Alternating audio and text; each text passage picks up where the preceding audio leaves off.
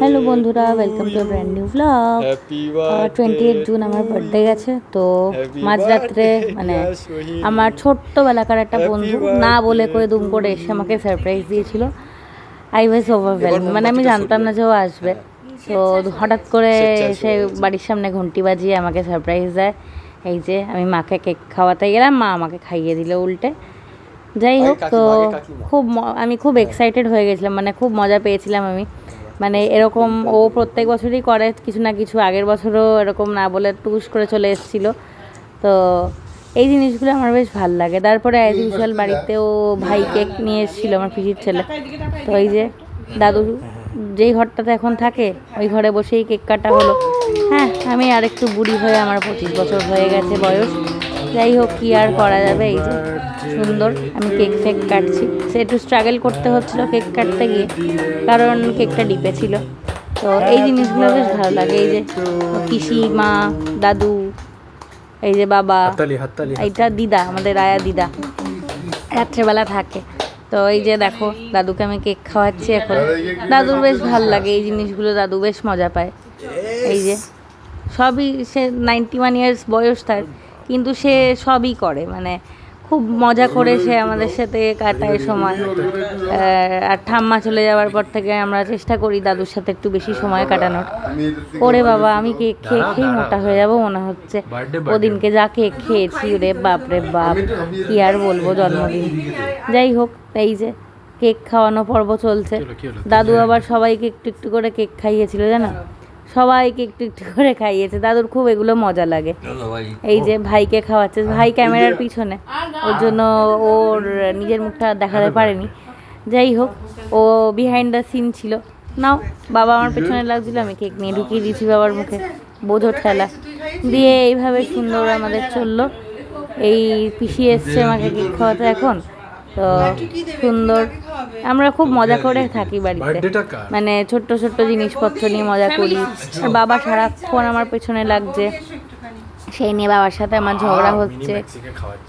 এই যে পিসিকে আমি খাইয়ে দিয়েছি, ভাই কিছু একটা বলছিল, তো সেটা নিয়ে হাসাহাসি চলছিল অ্যাজ ইউজুয়াল। এই যে দেখো দাদু বাবাকে কেক খাইয়ে দিল, মাকেও খাইয়েছে। এরপরে আমি আবার দাদুর সাথে কি কথা বলছিলাম, কেক কাকে কাকে খাইয়েছে, কাকে কাকে খাওয়ানো বাকি, সেসব জিজ্ঞেস করছিলাম। এই যে পিসিকেও খাইয়ে দিল।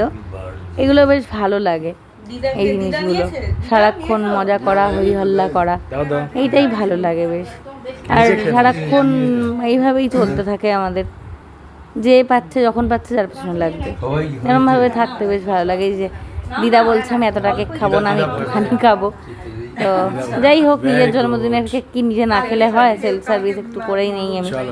তো যাই হোক, এটা তো গেল রাতের পর্ব। এবারে সকালবেলা আমি গিয়েছিলাম দক্ষিণেশ্বর মন্দিরে। এই যে দেখো পৌঁছিয়ে গেছি আমি রথতলায়। রথতলা থেকে আরেকটা অটো করলে, আমার বাড়ি থেকে একটা টোটো করে রথতলা দিয়ে, রথতলা এই মিউনিসিপ্যালিটির সামনে থেকে একটা অটো করলে দক্ষিণেশ্বর মন্দির পৌঁছিয়ে যাওয়া যায় সুন্দর। বেশিক্ষণ লাগে না আমার বাড়ি থেকে দক্ষিণেশ্বর।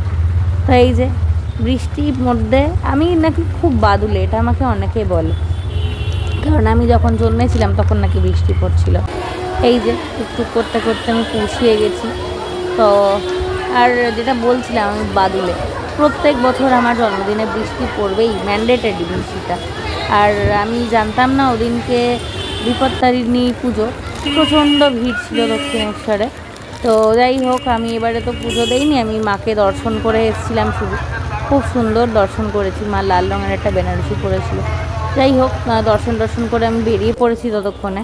দিয়ে এবারে বাড়ি ফিরে আমি রেডি হয়ে চললাম ব্যায়াম করতে, কারণ যতই হোক জন্মদিনের দিন কাজ না করলে, কাজ করতে ভালো লাগে জন্মদিনের দিন, ফুল ফান্ডে বসে থাকতে আমার পছন্দ হয় না। যাই হোক, এই যে দেখো জিমে পৌঁছিয়ে গেছি। আমি জিম করতে করতে মাঝখানে এরকম আমি টুকটুক করে মাঝে মধ্যে ভিডিও করি, ভালো লাগে বেশ। মানে ওদিন জন্মদিনটা আমার কাছে খুব নর্মাল একটা দিন হিসেবেই আমি মানি, কারণ ওদিনকে যদি ল্যাদ খেয়ে বসে থাকি কী আর করলাম। আর আমার ওই রকম প্রিন্সেস ট্রিটমেন্ট ভালো লাগে না, খুব একটা পছন্দ হয় না। তো যাই হোক, এই যে সুন্দর আমি সেদিনকে বোধহয় শোল্ডার করছিলাম, তো সুন্দর আমি এক্সারসাইজটার নাম ভুলে গেছি। আমি খুব এক্সারসাইজের নাম ভুলে যাই, আমি জানি না কেন।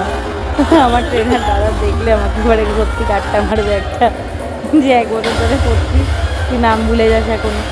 যাই হোক, তো এইভাবে এক্সারসাইজ করে ফেললাম আমি। তারপরে এক্সারসাইজ করে বাড়ি এসে খাওয়া দাওয়ার পর্ব ছিল। তারপরে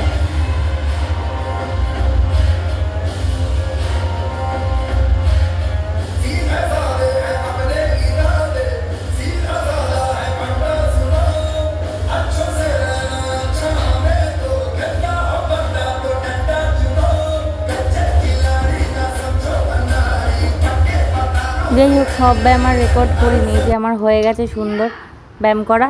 দিয়ে এবারে বাড়িতে চলে এসেছি ছান টান করে। দিয়ে মা ওই ধান দ্রব্য দিয়ে টুকুস করে আশীর্বাদ করলো। মায়ের দাবি ছিল যে আমাকে নতুন জামা পরতে হবে। আর এই যে বিয়ার লেখা জামাটা, এটা আমি ধর্মতলা থেকে কিনে এনেছিলাম। আমার এই ধরনের জামাগুলো পরতে খুব ভালো লাগে, এত কমফর্টিং হয় জামাগুলো। তো এই যে মা আর পিসি দুপুরবেলা প্রথম পর্বের আশীর্বাদ ওরা দুজন করলো। তো আমি সুন্দর পায়েস ঠায়েস খেয়ে, মানে ওদিনকে আমি যা ক্যালোরি গেইন করেছি না, মানে আমার কোনো আইডিয়া নেই। মাঝখানে আমি শুধু ব্যায়ামটা করে রাতের ক্যালোরি নামিয়েছি, আবার এসে ক্যালোরি গেইন করেছি। এই যে মা আমাদের পাশের বাড়িতে বিপত্তারিণী মায়ের পুজো ছিল, তো মা গেল প্রসাদটা আনতে। তো এই যে পিসি আশীর্বাদ করছে। এই ছোট ছোট জিনিসগুলো আমার খুব ভালো লাগে। এই সব সময় মস্তি করছি, মজা করছি, তারপর মানে ছোট ছোট মোমেন্টসে যে আনন্দ খুঁজে নেওয়া। আর এই মুখের সামনে প্রদীপ ঘোরালে আমার খুব, আমি জানি না কেন, আমার প্রচণ্ড চোখ ব্লিঙ্ক করি। মানে এটা আমার একটা ডিসপুট বলতে পারো। তো এই জিনিসগুলো করে খুব মজা পাই আমি।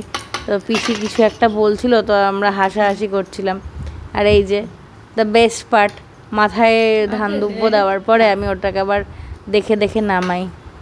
পিসিকে জিজ্ঞেস করছিলাম লেগে আছে কিনা মাথায়। বাবা রে বাবা, আমার পায়েস গিলতে যা সময় লাগে। ও আমার দুজন খুব ক্লোজ ফ্রেন্ড, ওরা এসেছিলো আমাদের বাড়িতে সকালবেলা, কিন্তু ওদের সাথে দেখা হয়নি, কারণ আমি যতক্ষণে দক্ষিণেশ্বর থেকে ফিরেছি ওরা ততক্ষণে চলে গেছিলো, ওদের কাজ ছিল একটু, তো ওদের সাথে দেখা হয়নি। এই যে দাদু ধান দুব্ব দিয়ে আশীর্বাদ করে দিল আর কি সুন্দরভাবে। তো এই যে দাদুকে আমি প্রণাম করলাম। মা পিসির প্রণামটা আর তোলা হয়নি ক্যামেরায়। তো এই হচ্ছে ব্যাপার। দাদুর এখন শরীরটা ভালো আছে, মাঝখানে একটু খারাপ হয়েছিল। তো যাই হোক, তো এই যে বন্ধুদের যে দেওয়া কেকটা, সেটা আমি কাটতে বসে গেছি সুন্দরভাবে। এই হ্যাপি বার্থডে এদিক ওদিক করে লাগানো। তারপর ওই এজের ক্যান্ডেলটা ছিল না, আমার হঠাৎ করে মনে পড়েছে আরে এজের ক্যান্ডেল নেই, এজের ক্যান্ডেল আনো আনো আনো ওই দিয়ে তারপরে মা ওটা নিয়ে আসলো। যাই হোক, মোমবাতিটা আধা ফুকা হওয়া থা, কারণ কি ওটা আমি রাত্রেও ফু দিয়েছিলাম। যাই হোক, তো এই যে মা আর পিসি সুন্দর হ্যাপি বার্থডে সং গাইছে।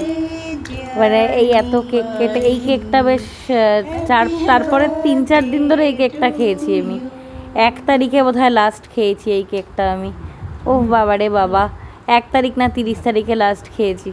তো ওই 3 দিন ধরে চলেছে কেকটা। বাপরে বাপ, ওই দিনকে এত কেক খেয়েছি আমি, কেক টেক খেয়ে হাঁপিয়ে গেছিলাম পুরো। যাই হোক, তারপরে ওই যে পাশের বাড়ি থেকে তখন বললাম মা বিপত্তারিণী মায়ের প্রসাদ আনতে গেল। দুপুরবেলা তো বিপত্তারিণী মায়ের প্রসাদ খেয়েই কেটেছে। ভীষণ টেস্টি হয়েছিল, ওরা বাড়িতেই বানিয়েছিল প্রসাদটা।